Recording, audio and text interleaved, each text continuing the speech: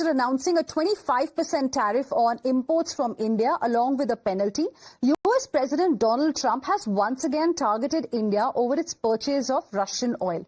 In a recent social media post, Trump claimed that India is buying large quantities of Russian oil and then selling much of it in the open market for significant profits. He's accused India of disregarding the casualties caused by the Russian war in Ukraine. As a result, Donald Trump warned that he will be substantially increasing the tariff imposed on India. In fact, in a sharp rebuttal to US President Donald Trump's tariff threat, the Minister of External Affairs has issued a point-by-point rebuttal. The ministry, in fact, has exposed America's duplicity. MEA pointed out that US itself pushed India to buy Russian oil during the war and continues to import energy and even uranium from Russia. Calling the targeting of India unjustified, the Ministry of External Affairs reiterated that India will always act in its national interest and will not be forced by, will not come under the pressure of any external narrative. Meanwhile, External Affairs Minister Dr. S. Jaishankar has also emphasized the need for a fair and multipolar global order, stressing a few should not dominate it. He said, and I quote, "We want a fair global order, not one dominated by a few." Our collective desire is to see a fair and representative global order, not one dominated by a few. That quest is often articulated as political or economic rebalancing. And viewers, amid escalating tensions between India and the US following Donald Trump's tariff threats over Russian oil, in fact, an old comment from former US Ambassador to India, Eric Garcetti, has now gone viral. In this video, Garcetti admits that it was in fact the United States of America that encouraged India to purchase oil from Russia as part of a strategy to stabilize the global oil prices. These revelations have raised questions about the contradictory stance taken by the American administration. And we take the smaller victories, like actually they bought Russian oil because we wanted somebody to buy Russian oil at a price cap. That was not a violation or anything. It was actually the design of the policy, because as a commodity, we didn't want oil prices going up. And they fulfilled that. During G20, they were able to take Russia to the side and say, take or leave the statement, which was critical about Ukraine. It just took the word Russia out, but it was very clear. And we were able to deliver Europe. They were able to deliver Russia. That boxed in China. And it showed, again, this multiplicative relationship when we get together. So it's complicated. It needs to know history. You need to come in not in a kind of condescending way.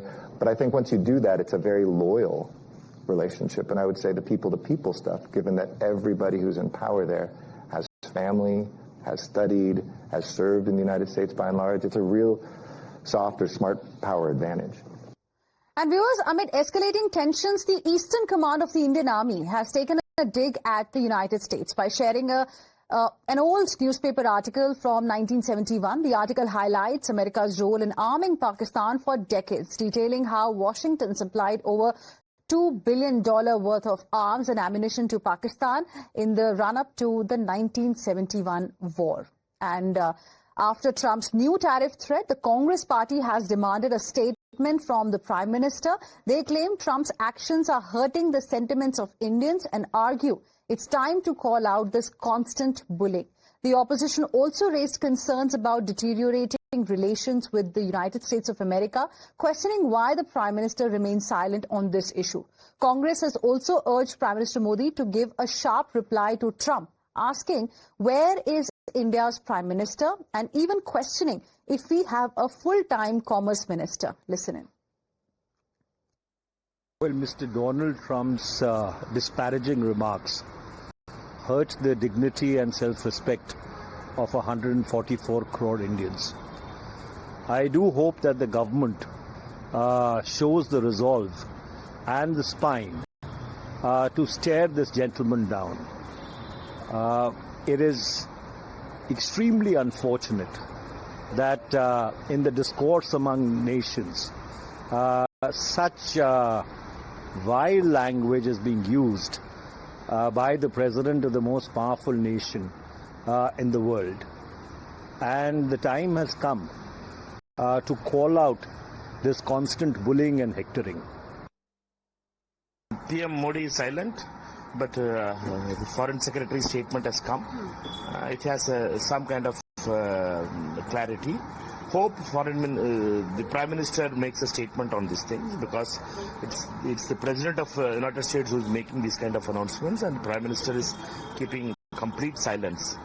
We need to show to the Americans that we are not the country which will surrender to their these kind of threats, and if we have a clear-cut plan, the Foreign Minister would have also by this time replied. But the Foreign Minister, we all know that Jaishankar is completely failed in his efforts. इतने साल से आप दावा कर रहे हैं कि राष्ट्रपति ट्रंप के साथ आपका एक विशेष रिश्ता है, गले लगा रहे हैं. अभी विदेश मंत्रालय की ओर से कुछ बयान आया है, पर ये बिल्कुल साफ हो गया है कि हमारे रिश्ते जो अमेरिका के साथ बहुत बिगड़े गए हैं. आज कैप, चाइना, अमेरिका, पाकिस्तान, तीनों चुनौतियां बन गई हमारे लिए. And viewers, the Congress party finds itself divided over how to really respond to Trump's new tariff threat.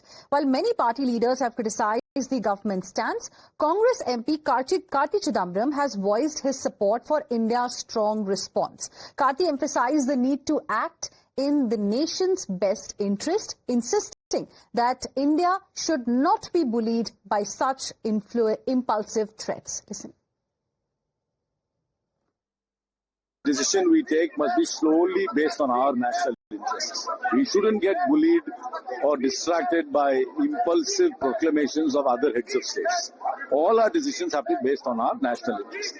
That being said, I must also say that perhaps there has been a cultural gap between our administration and the American administration.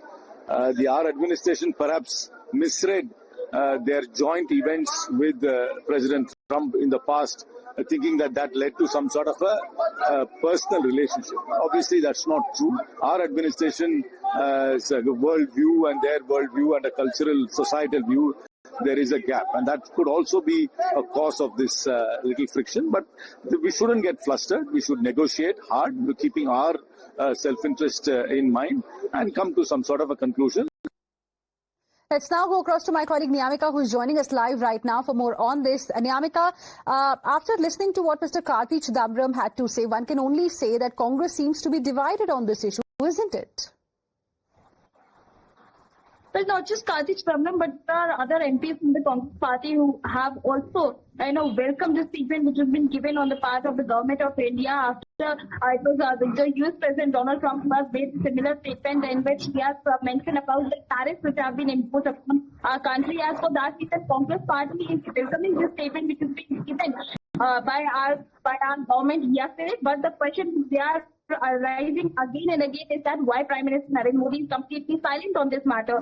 We have seen that not just Mr. Manikam Tagore or Mr. Imran, but all of these leaders, even Mr. Jairam Ramesh has also stated that this is basically a kind of pressure which the United States is trying to make upon our country by repeatedly making certain kind of statements regarding the oil imports to our country. And for that reason, they are also saying that it is basically the responsibility of Prime Minister Narendra Modi to speak about this entire matter, because on the other side, it is the US President Donald Trump who is making these statements. So it is not enough for the Foreign Secretary to release this press statement, but it is basically the responsibility of the Prime Minister to speak about this entire matter, as we also need to portray an image that we are a strong country and we are not going to go down before such kind of pressure tactics. All right. Thank you, Niyamika, for the moment for joining us with your inputs on this story. We'll keep coming back to you for more.